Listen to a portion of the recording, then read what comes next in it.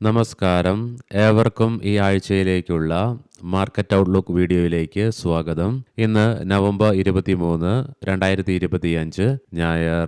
അങ്ങനെ നമ്മൾ ഈ മാസത്തെ അവസാനത്തെയും 4ാമത്തെ ആഴ്ചയിലേക്കും പ്രവേശിക്കുകയാണ്. വെള്ളിയാഴ്ച ഗ്ലോബൽ മാർക്കറ്റിൽ ഉൾപ്പെടെ ഉടലെടുത്ത അതിശക്തമായ സെല്ലിങ്ങിനെ തുടർന്ന് ഇന്ത്യ വിക്സ് ഉയർച്ച രേഖപ്പെടുത്തിയെങ്കിലും മാത്രമല്ല വളരെ ടെൻഷൻ പിടിച്ച ഒരു അവസ്ഥയിലാണ് മാർക്കറ്റ് വ്യാപാരം അവസാനിപ്പിക്കുകയും ഉണ്ടായെങ്കിൽ നമ്മുടെ മാർക്കറ്റ് അടച്ചതിനു ശേഷം കാര്യങ്ങളൊക്കെ മാറിമറിയുകയുണ്ടായി. US മാർക്കറ്റുകൾക്ക് നേട്ടത്തോടുകൂടി തന്നെ വ്യാപാരം അവസാനിപ്പിക്കുവാൻ സാധിച്ചു. ഇന്ത്യയുടെ ഗിഫ്റ്റ് നിഫ്റ്റിക്ക് വീണ്ടും റാലി നടത്തുവാനായി. അവയെക്കുറിച്ചൊക്കെ നമുക്ക് വിശദമായി തന്നെ നമുക്ക് ഈ വീഡിയോയിൽ ചർച്ച ചെയ്യാം. കഴിഞ്ഞ ആഴ്ചയിൽ IT, ഓട്ടോ, ബാങ്കിംഗ് സ്റ്റോക്കുകൾക്ക് കൈവരിക്കുവാൻ സാധിച്ച നേട്ടത്തെ തുടർന്ന് ഇന്ത്യൻ മാർക്കറ്റിന് വീണ്ടും ശക്തിയാർജിക്കുവാനും സാധിച്ചു. മാത്രവുമല്ല 2024 സെപ്റ്റംബറിന് ശേഷം നിഫ്റ്റിക്ക് 26,200 എന്ന ലെവൽ മറികടക്കുവാനും സാധിക്കുകയുണ്ടായി. തൽഫലമായി വീക്കിലി ബേസിസിൽ 0.6% നേട്ടത്തോടു കൂടിയിട്ടാണ് നിഫ്റ്റിക്ക് വ്യാപാരം അവസാനിപ്പിക്കുവാനും സാധിക്കുകയുണ്ടായത്. ഇനി ഈ ആഴ്ചയിലേക്ക് വരുമ്പോൾ ഒത്തിരിയേറെ ഘടകങ്ങളെ ആശ്രയിച്ചിരിക്കും ഇന്ത്യൻ മാർക്കറ്റിന്റെ ഗതിയും. അവ എന്തൊക്കെയാണെന്ന് വിശദമായി തന്നെ നമുക്ക് ചർച്ച ചെയ്യാം. കഴിഞ്ഞ വെള്ളിയാഴ്ച നമ്മുടെ മാർക്കറ്റ് അടച്ചതിന് ശേഷം ഫെഡറൽ റിസർവ് ബാങ്ക് ഓഫ് ന്യൂയോർക്കിന്റെ പ്രസിഡന്റായ ജോൺ വില്യംസിന്റെ ഭാഗത്ത് നിന്നും ചിലിയിലെ കോൺഫറൻസിനിടയിൽ ഈ വരുന്ന ഡിസംബറിൽ തന്നെ ഇൻട്രസ്റ്റ് റേറ്റ് കട്ടിന് ഉള്ള സാധ്യതകൾ അദ്ദേഹം സൂചന നൽകുകയുണ്ടായി. റൂം ഫോർ ഫർദർ അഡ്ജസ്റ്റ്മെന്റ് എന്നുള്ള ഒരു സ്റ്റേറ്റ്മെന്റ് ആണ് ഇൻട്രസ്റ്റ് റേറ്റിനെ കുറിച്ച് അദ്ദേഹം പ്രസ്താവിക്കുകയുണ്ടായത്. ഈ ഒരു പ്രസ്താവന അദ്ദേഹത്തിന്റെ ഭാഗത്തു നിന്ന് വന്നതിനെ തുടർന്ന് അമേരിക്കൻ മാർക്കറ്റിൽ അതിശക്തമായ ഉണർവ് പ്രകടമായി. മാത്രമല്ല ഇത് നിക്ഷേപകരുടെയും മാർക്കറ്റിന്റെ വികാരത്തെയും ഉണർത്തിയതിനെ തുടർന്ന് US മാർക്കറ്റുകൾക്ക് നേട്ടത്തോടുകൂടി തന്നെ വ്യാപാരം അവസാനിപ്പിക്കുവാനും സാധിച്ചു. മാത്രവുമല്ല ബാങ്കിന്റെ പ്രസിഡന്റിന്റെ ഭാഗത്ത് നിന്ന് വന്ന ഈ ഒരു സ്റ്റേറ്റ്മെന്റ് സർപ്രൈസ് തന്നെ ആയിരുന്നതുകൊണ്ട് ഗിഫ്റ്റ് നിഫ്റ്റിക്കും വീണ്ടും റാലി രേഖപ്പെടുത്തുവാനുമായി. തൽഫലമായി US മാർക്കറ്റിൽ S&P 500-നും നാസ്ഡാക്കിനും 1% നേട്ടത്തോടുകൂടി വ്യാപാരം അവസാനിപ്പിക്കുവാൻ സാധിച്ചപ്പോൾ ഡോ ജോൺസ് ഫ്യൂച്ചറിന് 527 പോയിന്റുകളുടെ നേട്ടവും കൈവരിക്കുവാനുമായി. അതുകൊണ്ട് തന്നെ ഈ വരാൻ പോകുന്ന ആഴ്ചയിൽ നമ്മൾ US മാർക്കറ്റിനെ കീനായിട്ട് തന്നെ വാച്ച് ചെയ്യേണ്ടിയിരിക്കുന്നു. ഫെഡറൽ റിസർവ് ബാങ്കിന്റെ പ്രസിഡന്റിന്റെ ഭാഗത്ത് നിന്നും വന്ന ഈ ഒരു സ്റ്റേറ്റ്മെന്റിന്റെ ഫലമായിട്ട് തിങ്കളാഴ്ച US മാർക്കറ്റിനോടൊപ്പം ഗ്ലോബൽ മാർക്കറ്റിൽ ഉണ്ടാകുന്ന പ്രതിഫലനങ്ങളും ഇന്ത്യൻ മാർക്കറ്റിനെ സാരമായി തന്നെ ബാധിക്കും എന്നുള്ളതിനാലും മാത്രമല്ല ഈ വരാൻ പോകുന്ന ആഴ്ചയിലും US-ൽ നിന്നും ഫെഡ് റിസർവ് ബാങ്കിന്റെ പ്രസിഡന്റ് കമന്റിന് അനുകൂലമായോ പ്രതികൂലമായോ മറ്റുള്ള അധികാരികളിൽ നിന്ന് വരാൻ വേണ്ടി പോകുന്ന സ്റ്റേറ്റ്മെന്റും മാർക്കറ്റിന്റെ ഗതിവിധികളെ സാരമായി തന്നെ ബാധിക്കുമെന്നുള്ളതിനാൽ തന്നെ അമേരിക്കൻ മാർക്കറ്റിന്റെ മൂവ്മെന്റ് നമ്മൾ കീനായിട്ട് തന്നെ വാച്ച് ചെയ്യേണ്ടിയിരിക്കുന്നു.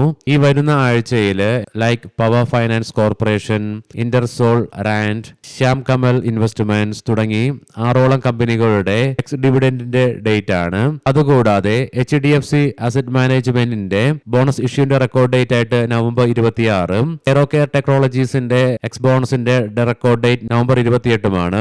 ഇതുകൂടാതെ ഇന്ത്യയിലെ രണ്ടാമത്തെ ഏറ്റവും വലിയ IT സർവീസ് കമ്പനിയായ ഇൻഫോസിസിന്റെ ഷെയർ ബൈബാക്ക് നവംബർ 26 ബുധനാഴ്ച അവസാനിക്കും. അതുകൊണ്ട് തന്നെ ഒത്തിരിയേറെ കോർപ്പറേറ്റ് ആക്ഷൻസ് നിറഞ്ഞൊരാഴ്ചയിലൂടെയാണ് ഇന്ത്യൻ മാർക്കറ്റിന് ഈ ആഴ്ചയിൽ കടന്നു പോകേണ്ടതും. കഴിഞ്ഞ ആഴ്ചയിലെ 5 ട്രേഡിംഗ് സെഷനിൽ 2 ട്രേഡിംഗ് സെഷൻ ഒഴികെ ബാക്കി 3 ട്രേഡിംഗ് സെഷനിലും വിദേശ ധനകാര്യ സ്ഥാപനങ്ങൾ ബയേഴ്സ് ആയിട്ട് മാറുകയുണ്ടായി. മാത്രമല്ല വീക്കിലി ബേസിസിൽ നോക്കിയാൽ ആകെ 188.33 കോടി രൂപയുടെ നെറ്റ് സെല്ലിംഗ് മാത്രമേ അവരുടെ ഭാഗത്തു നിന്നും വരികയുണ്ടായുള്ളൂ. കഴിഞ്ഞ ആഴ്ചയിലെ വിദേശ ധനകാര്യ സ്ഥാപനങ്ങൾ സെല്ലിംഗ് കുറച്ച് ബയേഴ്സ് ആയിട്ട് മാറിയപ്പോൾ അത് നമ്മുടെ മാർക്കറ്റിനെ സ്വാധീനിക്കുന്നത് നമ്മൾ കണ്ടു. തൽഫലമായി ഇന്ത്യൻ മാർക്കറ്റിൽ നിഫ്റ്റിക്ക് വീണ്ടും ഫ്രഷ് 52 വീക്ക് ഹൈ ക്രിയേറ്റ് ചെയ്യുവാൻ സാധിച്ചപ്പോൾ ബാങ്ക് നിഫ്റ്റിക്ക് ഫ്രഷ് റെക്കോർഡ് ഹൈകളും ക്രിയേറ്റ് ചെയ്യുവാനായി. സോ അതുകൊണ്ട് തന്നെ ഈ വരാൻ പോകുന്ന ആഴ്ചയിലും വിദേശ ധനകാര്യ സ്ഥാപനങ്ങളുടെ ആക്ഷൻസ് നമ്മുടെ മാർക്കറ്റിന്റെ ഗതിയെയും സാരമായി തന്നെ ബാധിക്കും. കഴിഞ്ഞ ആഴ്ചത്തെ പോലെ തന്നെ ഒന്നെങ്കിൽ സെല്ലിംഗ് കുറച്ചുകൊണ്ട് വരികയോ അല്ലെങ്കിൽ ബൈയിങ് വർദ്ധിപ്പിക്കുകയാണെങ്കിൽ അത് നമ്മുടെ മാർക്കറ്റിന് ഗുണകരമായി തന്നെ മാറും.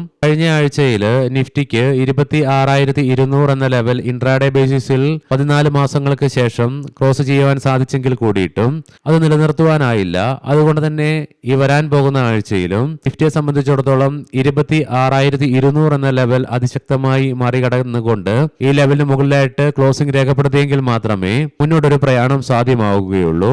അതുകൊണ്ട് തന്നെ 26,200 എന്ന ലെവൽ നിഫ്റ്റി മറികടന്നുകൊണ്ട് ഈ ലെവലിന് മുകളിലായിട്ട് നിലനിൽക്കുവാൻ സാധിക്കുകയാണെങ്കിൽ നിഫ്റ്റിക്ക് നിലവിലെ റെക്കോർഡ് ഹൈ ആയ 26,277 എന്ന ലെവൽ മറികടന്നുകൊണ്ട് പുതിയ ഉയരങ്ങൾ കീഴടക്കുവാൻ സാധിക്കും. ഇനി അതേസമയം നിഫ്റ്റിയിൽ ഒരു ഫോൾ ഉണ്ടാവുകയാണെങ്കിൽ 26,000 എന്ന ലെവൽ സൈക്കോളജിക്കൽ സപ്പോർട്ട് ആണെങ്കിലും 25,800 എന്ന ലെവൽ നിഫ്റ്റിയെ സംബന്ധിച്ചിടത്തോളം ഡൗൺ സൈഡിലേക്ക് ക്രൂഷ്യലാണ്.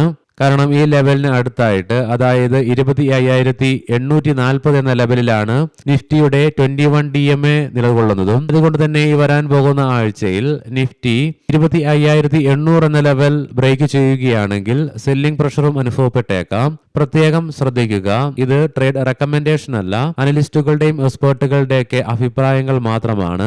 എഡ്യൂക്കേഷൻ പേർപ്പസിന് വേണ്ടിയിട്ടാണ് ഈ ലെവലുകൾ വിശദീകരിക്കുകയും ഉണ്ടായത്. ഇറാൻ എണ്ണ വ്യാപാരവുമായി ബന്ധപ്പെട്ട് ചില ഇന്ത്യൻ കമ്പനികൾക്ക് മേൽ US ഉപരോധം ഏർപ്പെടുത്തിയതിനെ തുടർന്ന് ഇന്ത്യൻ രൂപയ്ക്ക് പ്രത്യേകിച്ച് മിനിങ്ങാന്ന് വെള്ളിയാഴ്ച ട്രേഡിംഗ് സെഷനിൽ അതിഭീകരമായ നഷ്ടം നേരിടേണ്ടതായിട്ട് വരികയുണ്ടായി. സിംഗിൾ ഡേയിൽ 70 പൈസയുടെ നഷ്ടം. മാത്രവുമല്ല, കഴിഞ്ഞ തിങ്കൾ, ചൊവ്വ, ബുധൻ 3 ട്രേഡിംഗ് സെഷനിൽ ഇന്ത്യൻ രൂപയ്ക്ക് അമേരിക്കൻ ഡോളറിനെതിരെ ശക്തമായ ചെറുത്തുനിൽപ്പ് നടത്തിക്കൊണ്ട് നേരിയ നേട്ടങ്ങൾ കൈവരിക്കുവാൻ സാധിച്ചെങ്കിലും വ്യാഴാഴ്ച തുടങ്ങിയ ഫോളിംഗ് വെള്ളിയാഴ്ച ശക്തമാവുകയുണ്ടായി. തൽഫലമായി ഇന്ത്യൻ രൂപ അമേരിക്കൻ ഡോളറിനെതിരെ ചരിത്രത്തിലെ ഏറ്റവും താഴ്ന്ന നിലയായ 89.65 എന്ന ലെവലിലേക്കും എത്തിച്ചേരുകയുണ്ടായി. ക്ലോസിംഗ് ബേസിസിൽ ഇന്ത്യൻ രൂപയ്ക്ക് 89.61 എന്ന ലെവലിൽ വ്യാപാരം അവസാനിപ്പിക്കുവാൻ സാധിച്ചെങ്കിലും കഴിഞ്ഞ ഒരാഴ്ച കൊണ്ട് ഇന്ത്യൻ രൂപയ്ക്ക് 1 രൂപയുടെ മുകളിൽ അമേരിക്കൻ ഡോളറിനെതിരെ നഷ്ടം നേരിടേണ്ടതായിട്ടും വന്നതിനെ തുടർന്ന് US ഡോളറിന് കഴിഞ്ഞ 5 ട്രേഡിംഗ് സെഷന് കൊണ്ട് ഇന്ത്യൻ രൂപയ്ക്കെതിരെ 0.9% നേട്ടം കൈവരിക്കുവാനുമായി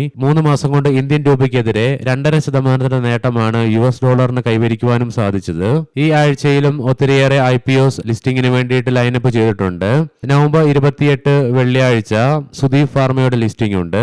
അതിനു പുറമെ നവംബർ 26 ബുധനാഴ്ച എക്സൽ ടെക്നോളജീസിന്റെ IPOസിന്റെയും ലിസ്റ്റിംഗ് വരാനിരിക്കുന്നു. ഇതിനെല്ലാം പുറമെ SME സെഗ്മെന്റിലേക്കും ഒത്തിരിയേറെ IPOs ലിസ്റ്റ് ചെയ്യപ്പെടുവാനും സബ്സ്ക്രിപ്ഷന് വേണ്ടിയിട്ട് ഓപ്പൺ ആകാനുമുണ്ട്.